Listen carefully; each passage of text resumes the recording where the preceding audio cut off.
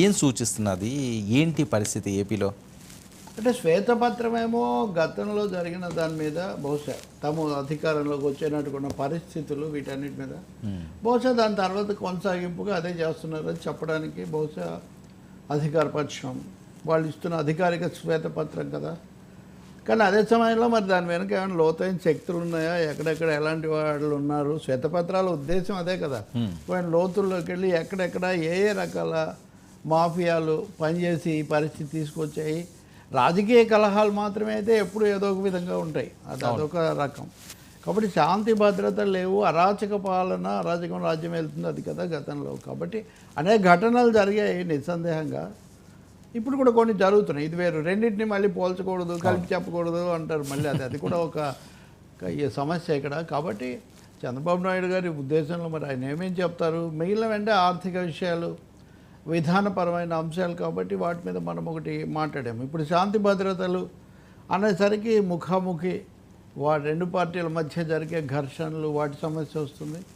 ఇంకొకటి ఏమో పోలీసులు అనుసరించినటువంటి వైఖరి, అరికట్టారా లేదా వీళ్ళే కావాలని రెచ్చగొట్టారా, చూసి చూడనట్టు పోవడం వల్ల పెరిగాయా, ఇలాంటి చాలా సమస్యలు వస్తాయి. మనం చూసిన తర్వాతే దాని మీద రియాక్ట్ అవ్వటం చాలా మంచిది. కానీ సమస్య అయితే ఉంది. ఆంధ్రప్రదేశ్లో ముఖ్యంగా రాజకీయ అసహనం, ఒకరినొకరు చూడకూడదు, చూడలేని పరిస్థితి అన్నట్టుగా, మొహం చూడకూడదు, అసలు ఏం చేస్తారో చూస్తామని ఒకరినొకరు సవాల్ చేసుకున్న పరిస్థితులు.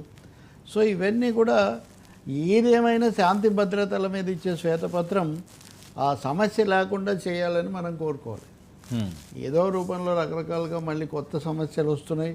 ఎంతవరకు వస్తున్నాయి అంటే ముఖ్యమంత్రి గారే స్వయంగా అలాంటి ఘటనలు వద్దు, మనం చట్టబద్ధంగా వెళ్దామని 1-2 సార్లు చంద్రబాబు నాయుడే చెప్తూ ఉన్నారు, ఉప ముఖ్యమంత్రితో సహా. ఉప ముఖ్యమంత్రి ఆయన మరీ ఎక్కువగా కూడా వాళ్ళు దాన్ని ఒక థీమ్గా చేసుకున్నారు. చంద్రబాబు నాయుడు సందర్భం వచ్చినప్పుడు చెప్తున్నారు.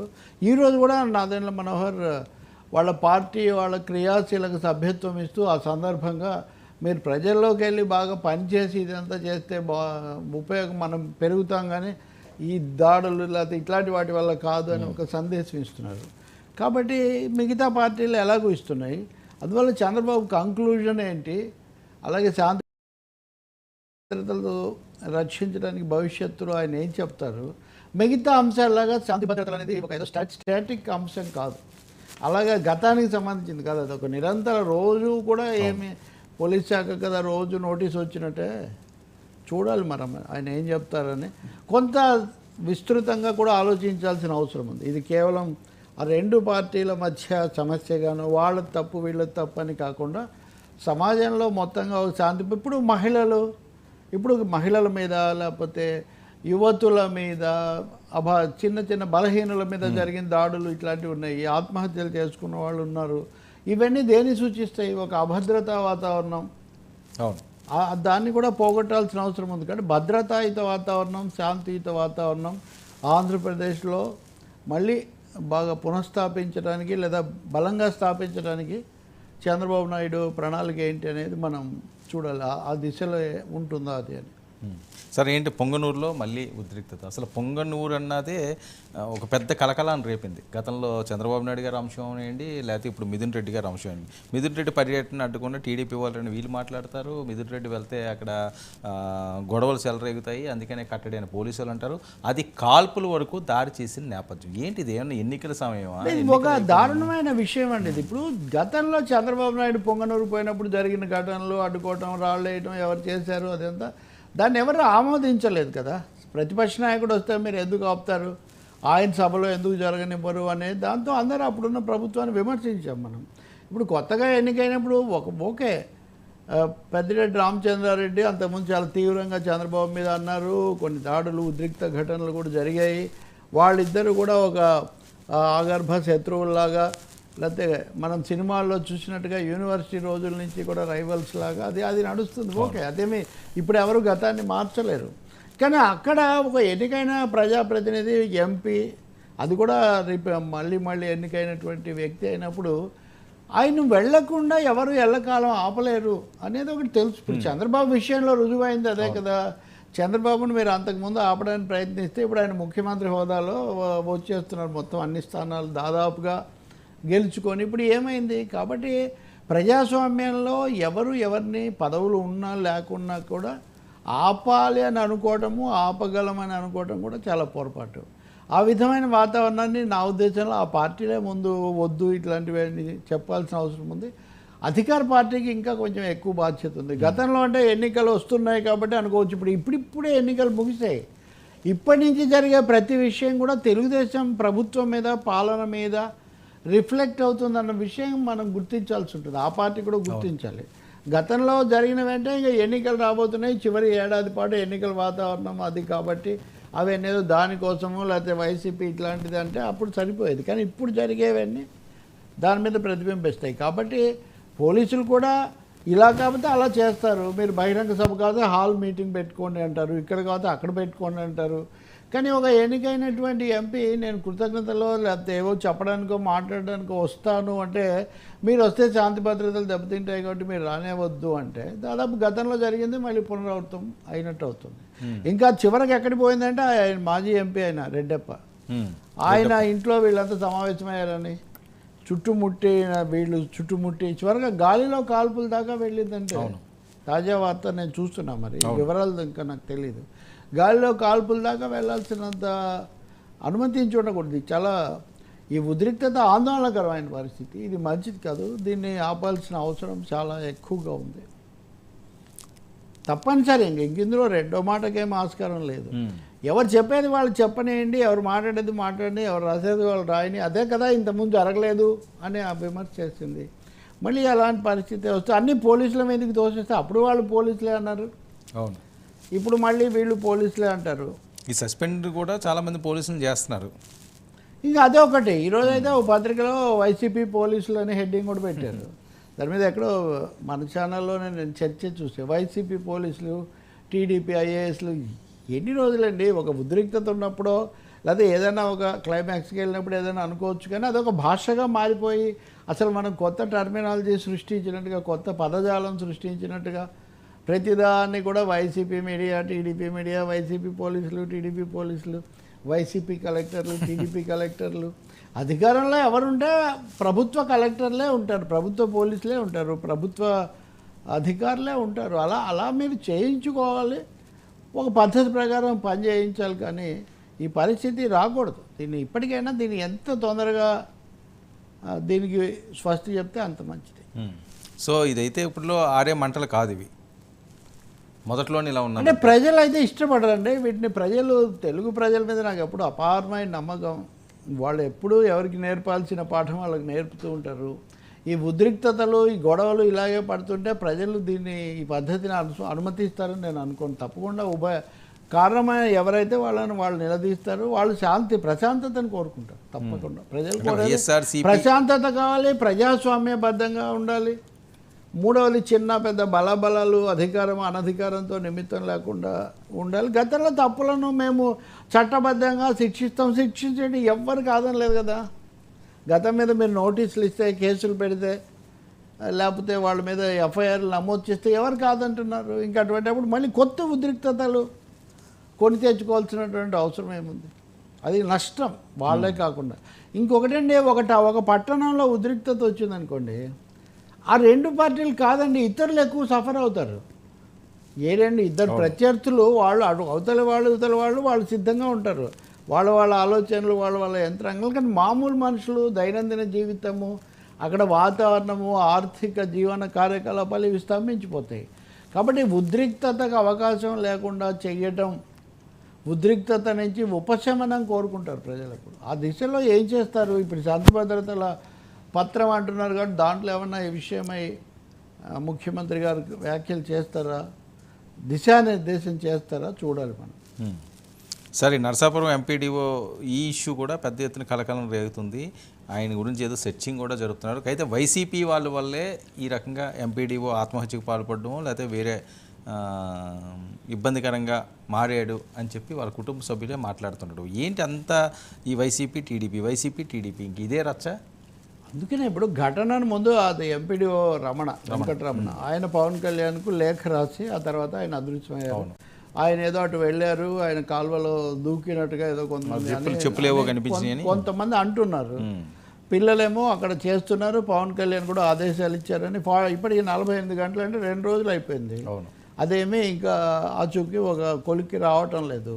అంతకుముందు ఉన్న శాసనసభ్యుడు ఆ ప్రసాద్ రెడ్డి కదా, ప్రసాద్ రెడ్డి ఒత్తిడికి గురై ఏదో ప్రసాద్ రాజు ఐఎమ్ సారీ ప్రసాద్ రాజు ఆ ఒత్తిడి దానివల్ల ఇదైంది. ఆ తర్వాత ఫెర్రీ వాళ్ళ దగ్గర డబ్బులు వసూలు చేయటాలు వీటి మీద ఏమో అనుమతించలేదు.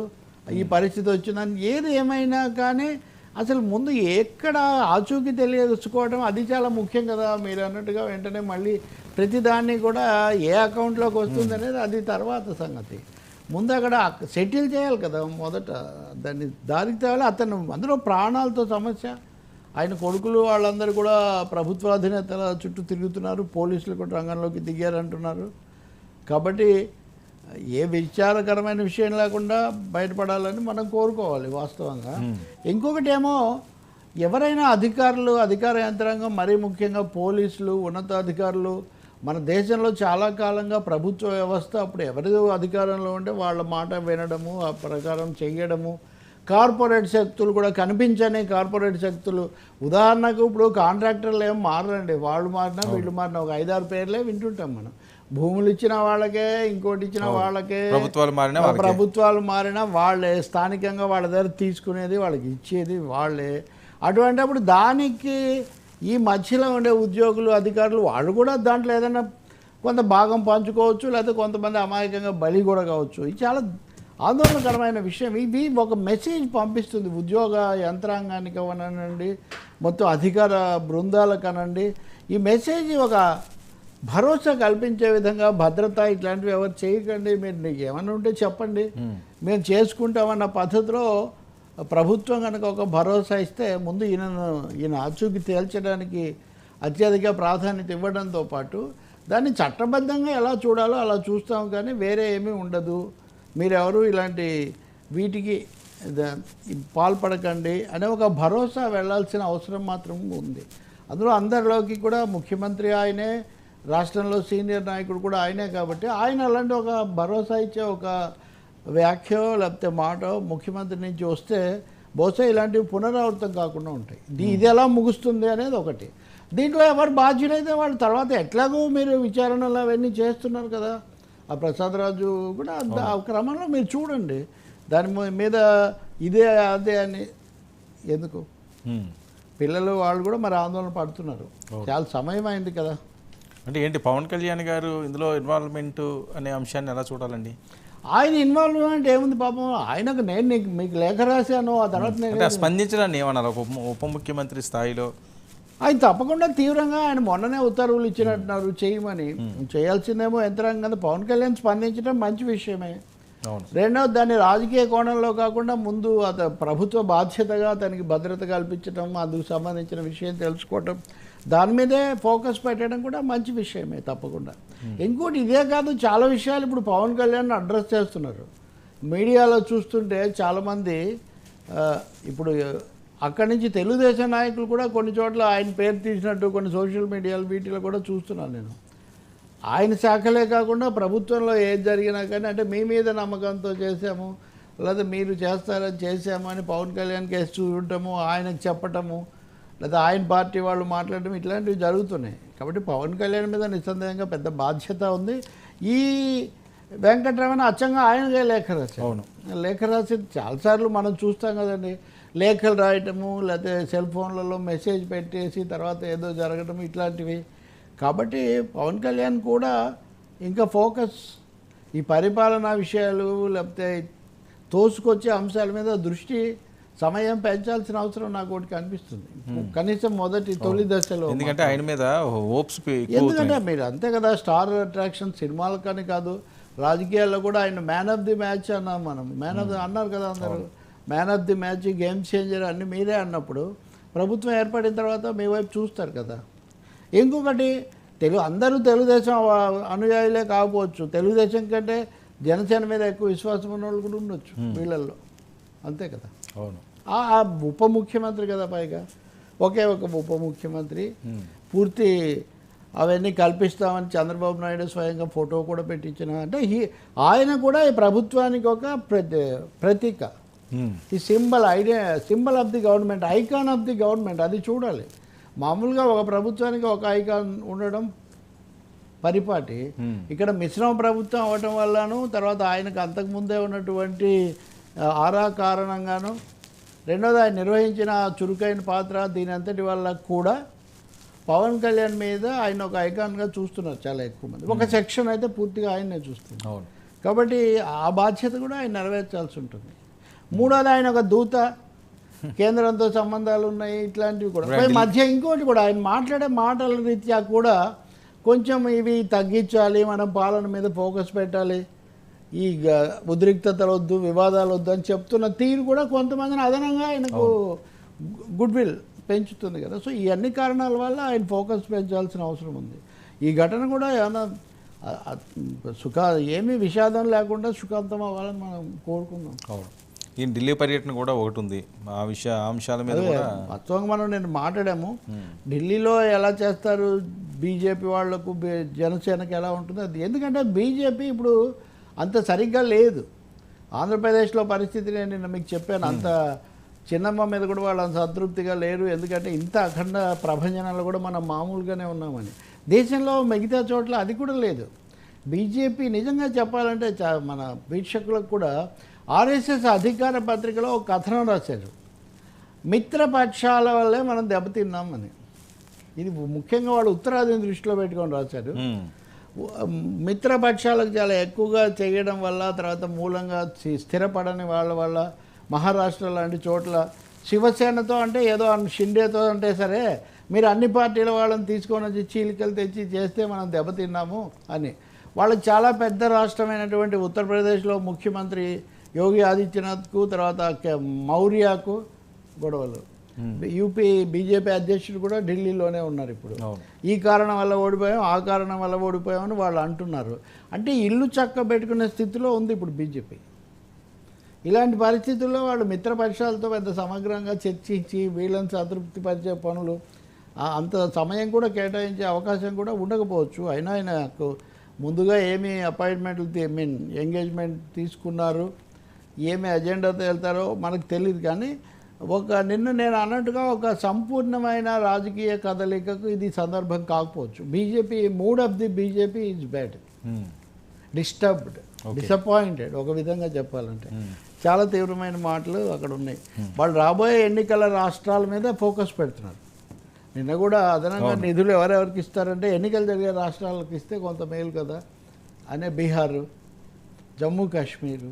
మీరు చూడండి, జమ్మూ కాశ్మీర్లో వరుసగా ఎన్కౌంటర్లు 48 మంది చనిపోయారు. అంటే బీజేపీ సైద్ధాంతికంగా రాజకీయంగా ప్రచారం చేసిన చాలా అంశాలు కొంచెం షేక్ అవుతున్నాయి. ఓకే. సో ఈయన పవన్ కళ్యాణ్ ఏమో పూర్తిగా బీజేపీతో కమిట్ అయ్యి మోర్ దాన్ చంద్రబాబు ఆయన గుండెల్లోనే నేను ఉన్నారనే మాట ఈయన చెప్తున్నారు. కాబట్టి ఈ పరిస్థితుల్లో వీటిని ఎలా బ్యాలెన్స్ చేస్తారన్నది కూడా ఒకటి. ఆర్ఎస్ఎస్ను ఆదర్శంగా తీసుకోవాలని కూడా ఆయన మొన్న మాట్లాడినప్పుడు ఒక మాట అన్నారు. దాని మీద కూడా ఇప్పుడు ఆంధ్రప్రదేశ్లో ఆర్ఎస్ఎస్ బీజేపీ ఆదర్శంగా ఉండే పరిస్థితి లేదు, ఇక్కడ సౌత్లోనే లేదు. ఆ మాట స్వయంగా వెంకయ్య నాయుడు చెప్పారు. అలాంటి చోట ఆయన సనాతన ధర్మం ఆర్ఎస్ఎస్ అంటున్నారు. సో వ్యక్తిగతంగా ఏదో చేస్తారని ఆయనకున్న ఐకానిక్ ఇమేజ్, ఈ ఫార్ రైట్ ఐడియాలజీకి ప్రాతినిధ్యం వహించే ఆర్ఎస్ఎస్ బీజేపీలతో అమితమైన చెలిమి, ఈ ఇద్దరి మధ్యలో మళ్ళీ తెలుగుదేశం పెద్ద పార్టీగా దాని ప్రయోజనాలు, ఒక చాలా ఈక్వేషన్స్, చాలా కష్టమైన పరిస్థితి. ఓకే సార్, ఈ అంశం ఎలా ఉంటే జగన్మోహన్ రెడ్డి గారి ట్వీట్ చాలా రేర్గా ఆయన మాట్లాడడం కానీ లేకపోతే ట్వీట్లు కానీ ఉంటుంటాయి. ఈరోజు చాలా ఆయన ఎమోషనల్గా రాసినట్టున్నారు. ఏపీలో రాక్షస పాలన కొనసాగుతుంది, ప్రాణాలకు రక్షణ లేకుండా పోయింది, వైసీపీ నడగదొక్కాలన్న కోణంలో దాడులు చేస్తున్నారు, కొత్త ప్రభుత్వం వచ్చిన 45 రోజుల్లోనే హత్యలు అత్యాచారాలు ఏపీకి చిరునామాగా మారినాయి, వినుకొండ హత్య ఘటన దీనికి పరాకాష్ట, రెడ్ బుక్ రాజ్యాంగాన్ని అమలు చేస్తున్నారు, ఏపీలో శాంతి భద్రతలపై మోదీ అమిత్ షా దృష్టి సారించాలి, వైసీపీ కార్యకర్తలు ఎవ్వరూ అధైర్యపడొద్దు, మీకు అన్ని రకాలుగా అండగా జగన్ ఉన్నాడు. వినుకొండలో ఒక హత్య జరిగింది, దాన్ని రషీద్ జలీలు రషీద్ వాళ్ళ మధ్య అంతకుముందు ఉన్న వ్యక్తిగత తగాదాల వల్ల హత్య జరిగింది, కానీ దీనికి వేరే ఏం లేదు అని అని ఒక పత్రికలో అచ్చంగా ఇంతే రాశారు. అసలు పార్టీల పేరు కూడా లేదు. ఈయన వైసీపీ కార్యకర్త. కనీసం ఇంకొన్ని పత్రికల్లో లేదా తెలుగుదేశం నాయకులు కొంతమంది మాట్లాడినప్పుడు వాళ్ళిద్దరూ వైసీపీనే, వాళ్ళ మధ్య తగాదాల వల్ల చేశారు అనే మాటేమో ఇంకొంతమంది రాశారు. ఇక్కడేమో ప్రభుత్వ సారాయి దుకాణంలో పనిచేసి అతను బయటికి రాగానే కాపు కాచి పొడిచాడు, పాత కక్షలే కారణం, అంతటితో ముగించారు. అంటే దీనికి రాజకీయమైన పాత్ర లేదు. పోలీసు అధికారి కూడా అచ్చంగా అదే చెప్పారు, అందరూ శాంతి భద్రతలు కాపాడండి, వేరే ఏమీ ఆలోచించకండి అని. కానీ వినుకొండ, పలనాడు లేదా ఆ ప్రాంతంలో ఉన్న రాజకీయ వాతావరణం, ఉద్రిక్తతలు, కక్షలు ఇవన్నీ అందరికీ తెలిసినటువంటి అంశమే. అందుకని దీన్ని వైసీపీ వాళ్ళు, తెలుగుదేశం వాళ్ళు దీనికి వెనుకున్నారని వాళ్ళ ఆరోపణ.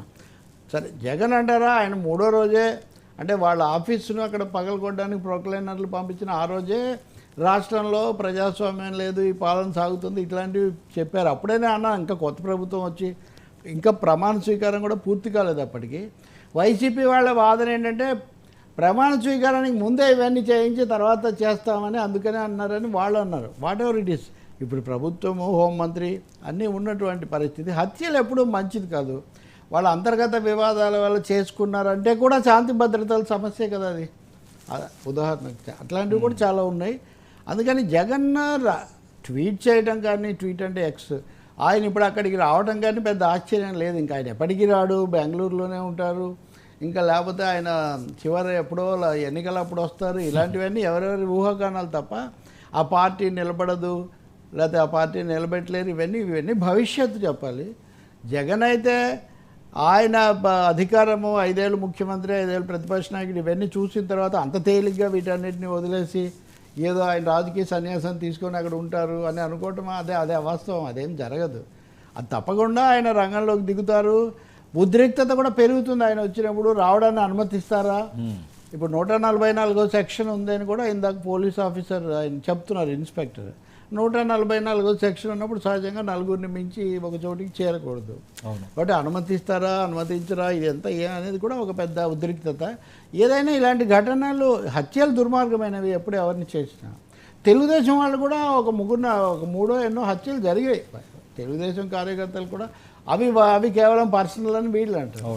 అనంతపురంలో జరిగాయి, కర్నూలులో కూడా ఒకటి జరిగినట్టుగా ఉంది, కొన్ని ఘటనలు కూడా జరిగాయి. ఏదైనా అధికారం వాళ్ళకు ఉంది.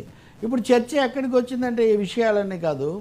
తెలుగుదేశం వాళ్ళు అప్పుడు రాజన్న రాజ్యాంగం, రాజారెడ్డి రాజ్యాంగం అనేవాళ్ళు, వీళ్ళు రెడ్ బుక్ రాజ్యాంగం అంటున్నారు.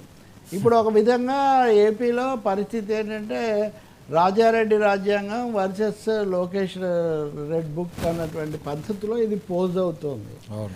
నా పాయింట్ ఏమంటే మీ 2 పార్టీలు మీ తగాదాలు, వివాదాలు, స్థానిక అంశాలు మీరు చూసుకోకండి. కానీ వాళ్ళున్నా మీరున్నా భారతదేశానికి ఒకటే రాజ్యాంగం ఉంది. ఆ రాజ్యాంగాన్ని మోడీ సరిగా పాటించట్లేదని అందరూ నిరసన తెలిస్తే మొన్న మోదీ రాజ్యాంగం పెద్ద ఫోటో పెట్టుకొని మరీ చేశాడు. కాబట్టి ఆ రాజ్యాంగం, ఈ రాజ్యాంగం ఏది వద్దు, మామూలు భారత రాజ్యాంగాన్ని మనం ఆంధ్రప్రదేశ్లో కూడా మళ్ళీ వేరే ప్రత్యేకమైన రాజ్యాంగం తెచ్చుకోవాల్సిన అవసరం లేదు. జరిగిన ఘటనల మీద పోలీసులు మళ్ళీ గతంలో లాగా ఆ విమర్శలు లేదా ఆ పరిస్థితులు కాకుండా మీరు ప్రశాంతతను కాపాడండి. ఎవరు అయితే వాళ్ళ మీద తీసుకోండి. ముందస్తు రాజకీయ ప్రకటనలు చేయటం వల్ల కూడా కావాలని అది పంపిస్తుంది. వీళ్ళ ఆరోపణ ఏంటి? హత్య జరిగితే దాని మీద చర్యలు తీసుకోకపోగా మాకు పెడుతూ.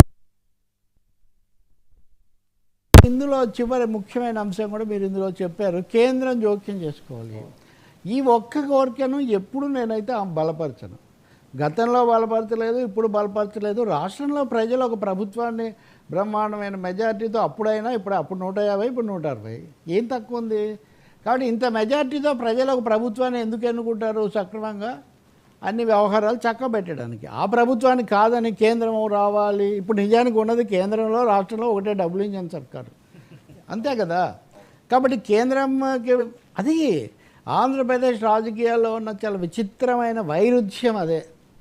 మేమిద్దరం కొట్టుకుంటాం కానీ మీకు మటుకు కలిసే ఉమ్మడిగా నమస్కారం పెడదాం అని అది చాలా విచిత్ర పరిస్థితి. కాబట్టి కేంద్రం ఏదో వచ్చి చేయాలి అని వైసీపీ కోరుకోవటం కానీ, చేస్తుంది అని అనుకోవటం కానీ, కేంద్రం ఈ ప్రభుత్వం మీద, ఈ పార్టీ మీద ఆధారపడి ఉంది. బీజేపీ ఆధారపడింది. పైగా వాళ్ళు కూడా ఈ ప్రభుత్వంలో భాగంగా ఉన్నారు. వాళ్ళు ఎలా చూస్తారో ఎందుకు చూస్తారు? మీ సేవలు ఉభయలు కలిసి వాళ్ళకి సేవ చేస్తున్నారు. అది చేయండి ప్రజలకు. అదే మింగుడు పట్టలేదు. ఇప్పుడు ఇంకా మీరు రాష్ట్రంలోకి మళ్ళీ కొత్త ప్రభుత్వం ఏర్పడి నెలగా 2 నెలలు కూడా కాకముందే నెలన్నర అవుతుందని కూడా అందులో ప్రస్తావించారు జగన్.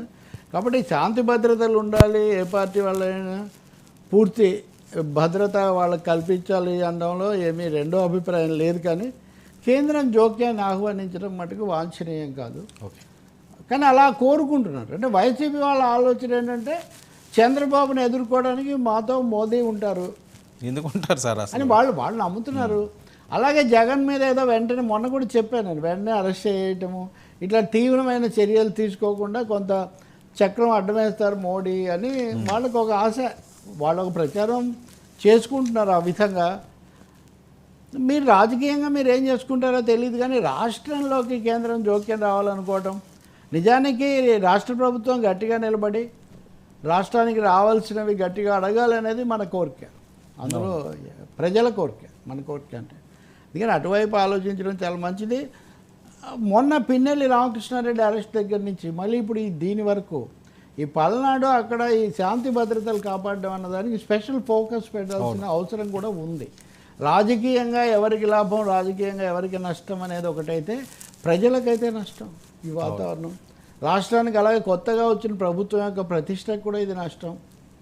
కాబట్టి ఎంత ప్రశాంత వాతావరణము ఉంటే ఆ ప్రభుత్వానికి అంత మంచి పేరు వస్తుంది. రెండోది ఇప్పుడు పెట్టుబడులు రావాలి అవి ఇవి అంటున్నప్పుడు కూడా ఇటువంటి ఘటనలు అదే పనిగా ఈ వివాదాలు ఇవి ఎక్కువగా చలామణిలోకి వచ్చి అవే వార్తలుగా అయితే అది కూడా ఇమేజ్ని దెబ్బతీస్తుంది. చూడాలి మరి ఏం చేస్తుందో. అలాగే జగన్ ఇక్కడికి వచ్చి మీడియాతో మాట్లాడతారని, మామూలుగా మీడియాతో మాట్లాడేవాళ్ళు కాదు, ముఖ్యమంత్రిగా ఉండగా జగన్ మీడియాతో మాట్లాడే అవకాశం ఎవరికి కలగలేదు. మళ్ళీ ప్రతిపక్ష నేతగా మటుకు ఆయన మొన్న నెల్లూరులో మాట్లాడారు, మళ్ళీ ఇప్పుడు మాట్లాడతారేమో మనకు తెలియదు. కానీ ఆ ప్రాంతానికి ఉన్న ఫ్యాక్షనిస్ట్ నేపథ్యం కూడా దృష్టిలో పెట్టుకున్నప్పుడు ప్రత్యేకమైన శ్రద్ధ తీసుకోవాల్సిన అవసరం ఉంది. Right sir. మరొకసారి తెర మీదకి ముద్రగడను పొగడ్తలతో ముంచొచ్చిన అంబటి. ముద్రగడ ఎప్పుడు పెద్ద కాపే, పేరు మారినా ముద్రగడే, పేరు మారినా పద్ధతి మారలేదంటూ ముద్రగడ కుమార్తె మళ్ళీ కామెంట్స్. పవన్ విషయంలో ముద్రగడ ఈ కసి ఇంకా తగ్గలేదా అని మరొక వర్గం, ముద్రగడని ఇంకా వైసీపీ వాడేసుకోవాలనుకుంటున్నదా అన్నది మరొక వర్గం. అసలు అంబటి గారు వెళ్ళి ఆయన కలిసిన తర్వాత ఆయన ఏం మాట్లాడారు ఒకసారి చూద్దాం సార్. అంబటి గారు బయట ప్లే చేయండి. కూడా ఉపయోగించుకోలేదనేది నా అభిప్రాయం.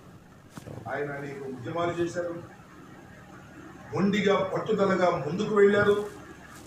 అనేక మంది కోట్ల రూపాయలు పెట్టి కొనాలన్నా కూడా కొనలేనటువంటి వ్యక్తిత్వాన్ని సంతరించుకున్నారు, ఆవేశపడ్డారు, ఆలోచన చేశారు. కానీ ఆవగింతంత అవినీతి కూడా మీరు ఇప్పుడు చూడలేదని మనం చేస్తాం. అలాంటి వ్యక్తి ఇవాళ తన పేరు మార్చుకున్నారు. ఆయన ముద్రగడ పద్మనాభం గారు. ఆయన మార్చుకున్న దగ్గర నుంచి ముద్రగడ పద్మనాభ రెడ్డి గారు ఎందుకు మార్చుకున్నారు? ఒక సవాలును స్వీకరించి తాను పేరును మార్చుకున్నారు. నాకు ఊహ తెలిసిన దగ్గర నుంచి చూస్తున్నా, మీరు కూడా ఊహ తెలిసిన దగ్గర నుంచి చూస్తుంటారు. అరే ఈ పని కాకపోతే నా పేరు మార్చుకుంటారా అన్న వాళ్ళను వేల మందిని చూశా, లక్షల మందిని చూశా. కానీ అది జరగకపోతే పేరు మార్చుకున్న వాడిని ఒక్కడిని కూడా నేను చూడలా నా జీవితం మొత్తంలో. ఎవరన్నా చూశారు, ఎవరన్నా చేశారేమో నాకు తెలియదు. నా జీవితం మొత్తంలో ఒక్కడిని కూడా పని కాకపోతే సవాలు విసిరితే ఆ సవాలులో ఓడిపోతే పేరు మార్చుకున్న వాడిని ఒక్కడిని కూడా చూడలా. ఇప్పుడు చూస్తున్న ముద్రగడ పద్మనాభ రెడ్డిని కులాన్ని ఏ రోజున కూడా ఉపయోగించుకోలేదనేది నా అభిప్రాయం. ఆయన అనేక ఉద్యమాలు చేశారు. సత్యారిచంద్రుడే, పేరు మారినా ముద్రగడ పద్మనాభమే అని చెప్పాలనే ఉద్దేశంతో వచ్చా. కులాన్ని ఏ రోజున కూడా ఉపయోగించుకోలేదనేది ఇది సార్ అంబటి గారు. యా మీ సందేహం అసలు ఈడేంటి ఇప్పుడు సడన్గా ఈయన ఎంట్రీ ఇచ్చి ముద్రగడ గారి కోసం ఇంత గొప్పగా పొగడడం ఏంటి? ఏదైనా సందర్భం లేదు, ఏమీ లేదు. ఒక మీడియా సమావేశం పెట్టి ఆయన వెళ్ళి కలిసి ఆయన ఎందుకు పేరు మార్చుకున్నారో, ఇంత గొప్ప వాళ్ళు ఎవరో లేరు ప్రపంచంలో అని చెప్పడంలో ఏమైనా రాజకీయ ఆంతర్యం ఉందా? అంటే ప్రజా జీవితంలో ఉండేవాళ్ళు ఒక అడుగు వేసేటప్పుడు, ఒక మాట మాట్లాడేటప్పుడు దాని పర్యవసానాలు ఎలా ఉంటాయని దృష్టిలో పెట్టుకోవాలి. నిజమే పేరు మార్చుకుంటాను, లేకపోతే తలకిందులుగా తపస్సు చేస్తాను, లేకపోతే జుట్టు గుండు చేయించుకుంటాను, ఇట్లాంటి ప్రతిజ్ఞలు చేస్తారు. సరే, అది కూడా రాచరిక యుగం నాటిది. ఆధునిక యుగంలో ప్రతిజ్ఞలు, ఒట్లు, ఇప్పటికీ మా డిబేట్లో ఒట్లు, ప్రతిజ్ఞలు, లేకపోతే అక్కడికి వచ్చి ప్రమాణం, ఇవన్నీ కూడా చట్టం ముందు ఏమీ ఉండవు అనుకోండి. కానీ పేరు మార్చుకునే వాళ్ళు పద్మనాభం పేరు పరంధామయ్య అని మార్చుకుంటాను అని అంటారు. కానీ ఒక పద్మనాభ రెడ్డి అని మార్చుకుంటాను అనే ప్రకటన చేయడంలోనే ఆయన అనాలోచితమైనటువంటి ఒక అనవసరమైనటువంటి ఒక చర్య. ఇప్పటికి ఇంకా పెరుగుతుంది అది. ఈ కులతత్వాలు బాగా పెరిగాయి రాజకీయాల్లోనే, వాతావరణం ఉన్నప్పుడు ఆ మార్చుకోవటం. నేను ఇంకొక మాట కూడా చాలా ముఖ్యంగా చెప్తున్నాను. రెడ్డి అన్న, చౌదరి అన్న, నాయుడు అన్న, ఇవన్నీ అన్ని చోట్ల ఒక విధంగా లేవండి. నాయుడు అంటే ఒక ప్రాంతంలో ఒక కులం, ఇంకో ప్రాంతంలో ఇంకో కులం. నాయుళ్ళు అంటే ఒక కులం. నాకైతే కులతత్వాలు లేవు. ఉరివి వారికి నెలను ఒక కంచెము పెట్టి పొత్తు గుడిపి కులము పొలియజేసి తలను చేయి పెట్టి తగనమ్మ చెప్పరు విశ్వదాభిరామ వినురవేమ. ఏ కులమని నన్ను నివరములడిగితే ఏమని చెప్పను లోకులకు పలుగాకులకు అన్నవాడు వీరబ్రహ్మేంద్ర స్వామి. కాబట్టి ఎవరు రెడ్డి, ఎవరు చౌదరి, ఎవరు శర్మ, ఎవరు ఠాగూరు, ఎవరు రాజు, ఎవరు వర్మ, ఎవరు ఇది నిజానికి అది అప్రధానమైన విషయం. కానీ దాని ద్వారా కొన్ని సంకేతాలు ఉన్నాయి. ఇప్పుడు రెడ్డి ఉంది, నాకు తెలుసు రాయలసీమ ప్రాంతంలో రెడ్డి అని కేవలం రెడ్లు మాత్రం పెట్టుకోరు. అవును. ఇప్పుడు రఘువీరారెడ్డి గారు ఉంటారు, ఆయన నేపథ్యం వేరే ఉంటుంది. లేదు కొన్ని చోట్ల ఇప్పుడు కొంతమంది శాస్త్రి అని ఉంటుంది, వాళ్ళు శాస్త్రి అనేది వాళ్ళ పట్ట. అది చాలామంది పొరపాటు పడుతుంది, ఇంటి పేరుని బట్టి, రంగుని బట్టి. ఇవన్నీ మన భ్రమలు. అదొక చర్చ అనుకోండి, దాన్ని పక్కన పెడదాం. పద్మనాభం గారు, ముద్రగడ పద్మనాభం గారు, కిర్లంపూడి పెద్ద ఆయన, ఈ పేరు మార్పు ఇది చెప్పినప్పుడు దాని కాన్సిక్వెన్సెస్, దాని పర్యవసానాలు, దాని ద్వారా తాను ఇచ్చే సంకేతాలు తెలియకుండా ఉంటాయని ఆయన భావించే అవకాశం లేదు. హడావుడిలోనో లేదా తొందరపాటులోనో లేదా అప్పుడు ఆయనకున్న ఊపులో ఇంకా అసలు అవసరం రాదనో ఆయన ఆ ప్రకటన చేసినట్టుగా ఉన్నారు. చేసిన తర్వాత సవాళ్ళు చేసి మీరు పేరు మార్చుకోండి అది ఇది అన్నారు. దాన్ని ఆయన మార్చుకున్నారు, చట్టబద్ధంగా ఆయన మార్చుకున్నారు. సరే, అది ప్రతిజ్ఞ కోసం మాత్రమే మార్చుకున్నాను, కానీ నా పేరు పద్మనాభమే అని ఒక ప్రకటన ఆయన చేస్తుంటే కూడా బాగానే ఉండేది. నేను చెప్పాను కాబట్టి అది రాజకీయాల కోసం లేకపోతే చట్టం కోసం మార్చాను. నేనైతే ప్రజా జీవితంలో నేను ఎప్పటికీ ముద్రగడ పద్మనాభాన్ని, ఆ మాట అంబటి రాంబాబు చెప్తే ఉపయోగం లేదు, ఆ మాట ముద్రగడ పద్మనాభాన్ని చెప్పాలి. ఎందుకంటే ఇంకా రెండో మాట, ఇది మొదటిది. ఎందుకు ఇలా చెప్తున్నారంటే ఒక ఇబ్బందికరమైన వాతావరణంలో ఉన్నారు, ఒక విధమైన రకరకాల శక్తుల మధ్య. కాబట్టి ఆయన కొంత తోడు నిలబడాలని వైసీపీ భావించి ఉండాలి. అప్పుడు ఆయన నిరాహార దీక్ష చేసినప్పుడు వెళ్ళింది కూడా అంబటి రాంబాబే. అప్పుడు ఏమన్నారు ఏంటి, ఆయన మన అలాంటి వాళ్ళందరికీ మీడియా వాళ్ళకి చాలా వివరంగా చెప్తూ ఉండేవాళ్ళు, పోలీసులు ఇలా తిట్టారు అలా తిట్టారు, ఈ విషయాలన్నీ కూడా. సో ఆయన ఇప్పుడు ఆయన కాపాడడానికి, ఆయనకు అండగా నిలబడడానికి అక్కడికి వెళ్ళారు. దాన్ని ఎందుకు ఇంతగా నొక్కి చెప్తున్నారు అంటే, ఆయన మన కుల పెద్ద ఇప్పటికి కూడా దీనికి ఉన్నాడు. అవును. అంటే వీళ్ళని వైసీపీ కాపాడుకునే ఒక ప్రయత్నంలో ఆ సెక్షన్. ఇప్పుడు పవన్ కళ్యాణ్ ఉప ముఖ్యమంత్రి కావటం ఇందాక మనం మాట్లాడుకున్నాం కదా, ఆయన ఒక ఐకాన్గా చూస్తున్న పరిస్థితుల్లో ఈయనేమో పాత ఐకాన్. ఇక్కడ దురదృష్టకరమైన లేదా ఆయనకు సంబంధించి ఆయనకు బాగా విచారం కలిగించిన విషయం ఏమంటే, కిర్లంపూడిలో కూడా మెజార్టీ రాలేదు. అవును. 8,000 వాళ్ళకు వస్తే 3,000 చిల్లర వీళ్ళకి వచ్చాయి. మిగతా చోట్ల రాకపోవడం వేరే విషయం. నేను ఎవరిని బాధ పెట్టే మాటలు నేను ఫ్యాక్ట్స్ చెప్తున్నాను నేను. సో దాని మీద బాధ ఉంటుంది సహజంగా. ఇలాంటి వాటన్నిటిని కూడా చక్కదిద్దుకొని మళ్ళీ దారిలో పట్టాలు ఎక్కించుకునే ఒక ప్రయత్నంలో అంబటి రాంబాబును వాళ్ళు ప్రయోగించి ఉండవచ్చు. కానీ దీని మీద ఇప్పుడు ఆయన కుమార్తె అన్నారు, మళ్ళీ ఇంకా ఆమె వేరే శిబిరంలో ఉన్నారు. ఆమె ఏం మాట్లాడినా ఆమె ఏమి అనుకూలంగా ఏమీ మాట్లాడే పరిస్థితి లేదు కదా. కాబట్టి పెద్ద ఆయనను సెంటిమెంటల్గానో గౌరవంతోనో ఆయనకు సంబంధించి పరిష్కారం చూపించదలుచుకుంటే అదొక పద్ధతి. రాజకీయంగా ఉంటే మామూలు ఎవరి పనులు వాళ్ళు చేసుకుంటుంటే ప్రజలు ఎవరిని ఎంత ఆదరిస్తే వాళ్ళు ఆదరిస్తారు. మూడవది, అసలు ఏమీ సమస్య కాదు ఆ పేరు మార్చుకోవటం, దానికి ఏం ప్రాధాన్యత లేదు అది కూడా చాలా గొప్ప విషయమే. అంటే అది కూడా ఆయన కీర్తి కిరీటంలో మరొక కలికితురాయి అన్న పద్ధతుల్లో కనుక మాట్లాడితే అది కూడా కొంచెం అవాస్తవమే. ఎప్పుడు కూడా ఆయన ఎవరో ఉన్నాడు, ఒక స్వామీజీ చెప్తూ ఉంటాడు, ఆయన accept the truth, accept the fact, reality, accept the reality and improve upon it అని. ఉన్న వాస్తవాన్ని మీరు గుర్తించండి, అంగీకరించండి, తర్వాత దాని మీద మెరుగుదలలు తరుగుదలలు ఏమైనా ఉంటే మీరు చేసుకోండి. కాబట్టి అంబటి రాంబాబు గారు ఇప్పుడు గజం మిథ్యా, పలాయనం మిథ్యా, పేరు మార్పు మిథ్యా, దాని ప్రభావం మిథ్యా అంటే అది కుదరదు. జరిగింది, అది కూడా చాలా నాటకీయంగా, చాలా ఉద్విగ్నంగా, చాలా రసవత్తరంగా జరిగింది. జరిగి ఉండకూడదు. అప్పుడు కొంచెం జాబ్ తీసుకొని ఉండాల్సింది. మళ్ళీ పేరు మార్చుకునేటప్పుడు కూడా దానికి ఒక తోక ఎందుకండి? ఆ తోక ప్రభావం ఏంటో తెలీదా పెద్ద ఆయనకు? ఇప్పుడు ఆయనేమే ఇంకా ఓటమిలో ఉన్నారు కాబట్టి ఇప్పుడు ఆయన మళ్ళీ నాకు లేఖ రాయరని నేను ఆశిస్తున్నాను. రాయరని, ఎందుకంటే నేనేం వ్యక్తిగతంగా ఎవరిని అంటలేదు. నేను వీటన్నిటిని ఏమి కులాలు తోకలు వీటి గురించి అంత అసలు ఏ రోజు ఆలోచించినటువంటి పరిస్థితి కూడా లేదు. మీకు ఎప్పుడైనా ఎలాంటి లేఖలు వచ్చిన సందర్భాలు ఉన్నాయా? పద్మనాభం గారు బాబులు ఎవరడ్డా లేదు, అంటే ఎవరైనా ఆయన శిష్యులు అప్పుడు పెడుతుండేవాళ్ళు సమాచారాలు, వాళ్ళు ఏం జరుగుతుంది అంటే. ఎక్కువ సార్లు ఏంటంటే నిజం తెలిస్తే ఉన్నదో చెప్తారు, కాబట్టి మీకు ఈ నిజం తెలియజేస్తున్నామని అలాంటి పంపుతూ ఉంటారు ఎప్పుడైనా చాలామంది. అదే ఒక ఉద్రిక్త క్షణంలో ఎక్కువ వివాదాల కంటే కూడా ముందు అది సద్దు మనగడము, ప్రశాంతత ముఖ్యమని నేను భావిస్తున్నాను. అంటే విషయాల్లో రాజీ పడనక్కర్లేదు, పడను కూడా, కానీ వివాదాలు అయితే ముగించాలి కదా. వివాదగ్రస్త వాతావరణం ఎక్కువగా మాట్లాడటం అనేది అది వికాసం కాదు. విషయపరంగా, విధానపరంగా, రాజకీయ పరంగా, ముఖ్యంగా ప్రజల కోణంలో మనం ఆలోచించాలి. కానీ ప్రతిదాన్ని తీసుకుంటే ఏదో వ్యక్తిగతమైన ప్రతిష్టలు అప్పుడు అది ముఖ్యం కాదు. ప్రజా ప్రయోజనం చాలా ముఖ్యం ఇప్పుడు, వ్యక్తిగత పంతాల కంటే కూడా. ఆ విషయం కూడా రాంబాబు లాంటి వాళ్ళు కానీ, ఆ పార్టీ కానీ, ఆఖరకు పెద్ద ఆయన కానీ కూడా గుర్తించాలి. ఇక్కడ పంతాలు పట్టింపులు ఏముంది?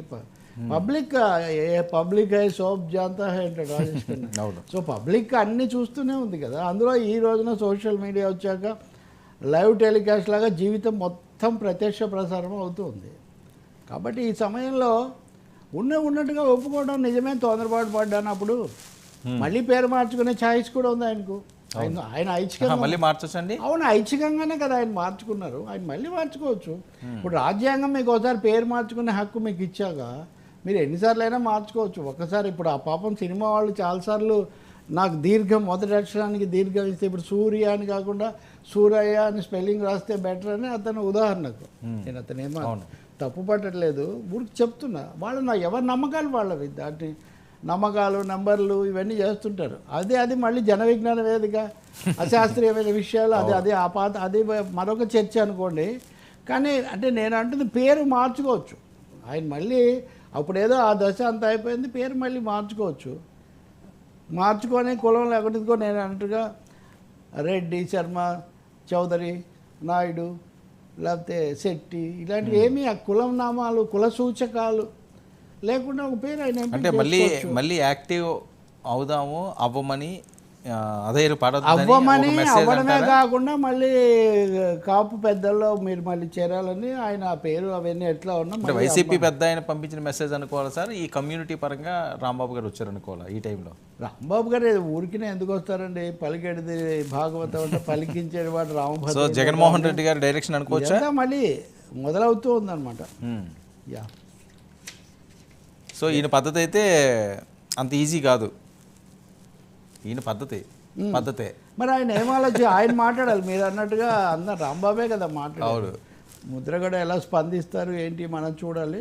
ఇంకొకటి అండి, ఆయన ఎవరో హెరాక్లిటిస్ చెప్పినట్టు ఒకే నదిలో 2 సార్లు స్నానం చేయలేవు అంటాడు ఆయన. ఒకే సన్నివేశం అదే రూపంలో తిరిగి రాదు.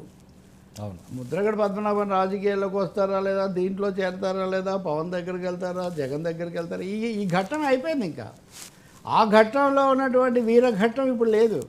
ఇప్పుడు ముద్రగడ మారిన పరిస్థితుల్లో ఆయన ఏం నిర్ణయం తీసుకుంటారు?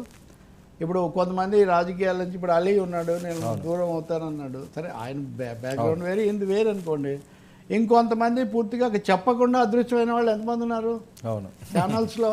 అవును, అంతకుముందు చాలా వీరోచితంగా చేసి అలాగే శృతి మార్చిన వాళ్ళు ఎంతమంది ఉన్నారు? అవసరం లేదు కదా. సో ప్రజల కోణం ఉన్నప్పుడు ఈ సమస్యలన్నీ ఉండవు. అంటే జగన్ గారు బయటకు వస్తేనే తప్పించి కొంతమంది బయటకు వచ్చే పరిస్థితి లేదేమో కదా ఈ సిచ్యువేషన్లోని. ఇంకా ఆయనే వచ్చి నుంచుంటే ఎవరైనా వెనకాల నిలబడతారేమో. మీరు జగన్ చంద్రబాబు నాయుడు నేను అంతవరకే నేను ఆలోచించట్లేదు. ఒక పార్టీ గెలిచింది అనుకుంటే కూడా ఆ పార్టీలో ఒక ఓడిపోయిన ఆయన తన స్థానాన్ని ఎలా కాపాడుకోవాలి ఒక సమస్య. అవును. ఇప్పుడు ఉదాహరణకు పిఠాపురంలో గెలిచినప్పటికీ వర్మ అనే ఆయనకుండే వ్యక్తిగతంగా మళ్ళీ ఎలా ఆయన సమస్యలు ఆయనకుంటాయి.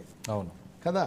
కాబట్టి ప్రజా జీవితంలో పార్టీగతంగా కొన్ని ఉంటాయి, వ్యక్తిగతంగా కొన్ని ఉంటాయి. కానీ అందరికీ ప్రజాక్షేమం అనేదే, ప్రజాస్వామ్య పద్ధతులు అనేదే ఒక కొలబద్ద అయితే కనుక అప్పుడు ఇంకేం సమస్యలు. సో ఆ విధంగా ఒక పునరాలోచన చేసుకోవడానికి ముద్రగడ పద్మనాభం కూడా పూర్తి అవకాశం ఉంటుంది.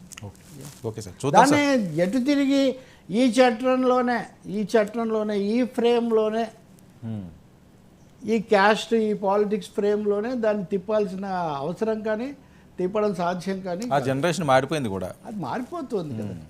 నేను కాపునాడు ఏర్పడిన రోజున విజయవాడలో కృష్ణలంక మైదానంలో ముద్రగడ పద్మనాభం ఎన్టీఆర్ను సవాల్ చేస్తూ చాలా తీవ్రంగా మాట్లాడిన రోజు ఆ ప్రసంగం కూడా ఇంకా నాకు గుర్తుంది. పేరుని నానేరు వాళ్ళ నాన్న పేరుని కృష్ణమూర్తి గారు మాట్లాడిన సన్నివేశంలోనే నేను అక్కడ ఉన్నాను. అసలు కాపునాడు అనే పేరు ఎందుకు పెట్టారు? తెలుగునాడు